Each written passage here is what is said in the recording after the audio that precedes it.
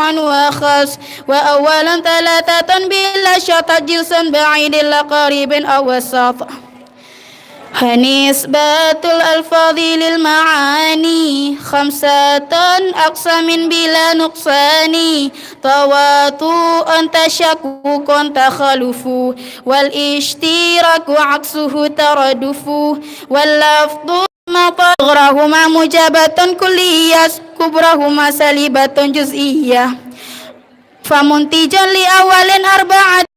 ثم ثالثا فستة ورابعا بخمسة قد أنتجه وغير ما ذكرته لا ينتجه وتتبع النتيجة الأخذ من تلك المقدمة هكذا ذكر وهذه الأشكال بالحمل مختصة وليس بشرطي والحذف في بعض المقدمات أو النتيجة لعلم آتي وتنتهي إلى ضرورة لما من دور أو تسلسل قد لزما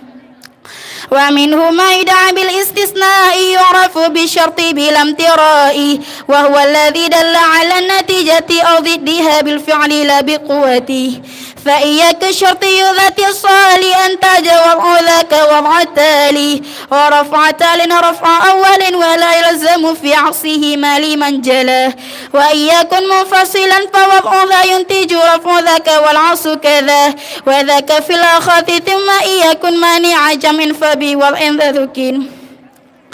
رفع لذاك دون عكس وإذا مانع رفع كان فهو عكس ذا ومنه ما يدعونه مركبا لكونه من حجاج قد ركبه فركبه إن تريد أن تعلمه واقلب نتيجة به مقدمة يلزم من تركيبها بأخرى نتيجة إلى حال مجرة متصل النتائج الذي حواه يكون أو مفصولها كل سواه وإن بجزء على كل استدل فذا بالاستقراء عنده معقل وعكسه إذا القياس منطقي وهو الذي قدمته فحقيقي وحيث جزء على جزء همل جميعا فذاك تمثيل جعل ولا يفيد القطع بالدليل قياس الاستقراء وتمثيل وحجة نقلية عقلية أقسام هذه خمسة جلية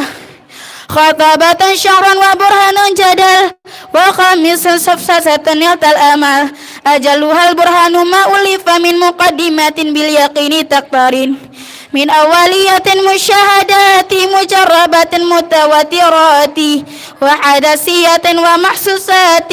فتلك الجملة اليقينيات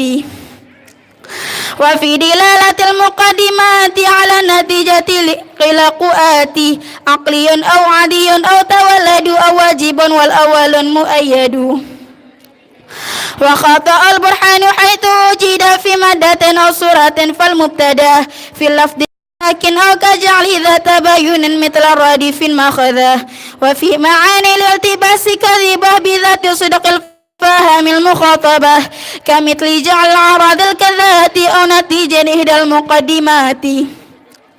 والحكم للجنس بحكم النوع وجعل كالقطعي غير قطع وثاني كالخروج عن أشكاله وترك شرط النتل من إكماله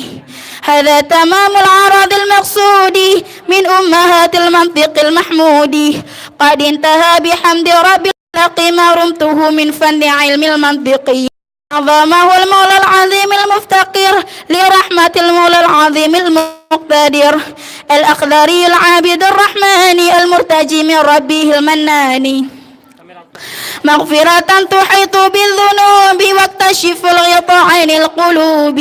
ويذيبنا بجنة الأولى فإنه أكرم تفضلا وكن أخي للمبتدي مسامحا وكن لإصلاح الفساد نصيحا وأصلح الفساد بتاء فلا تبدلي إذ قيل لكم ضعيفا صحيحا لأجل كون فمه القبيحة وكل من لا يقتصف لمقصود العذر حق واجب للمبتدي وليبنا إذا وعشرين سنة مقبولة مستحسنة لا سيما في عشر القرون ذي الجهل والفساد والفطون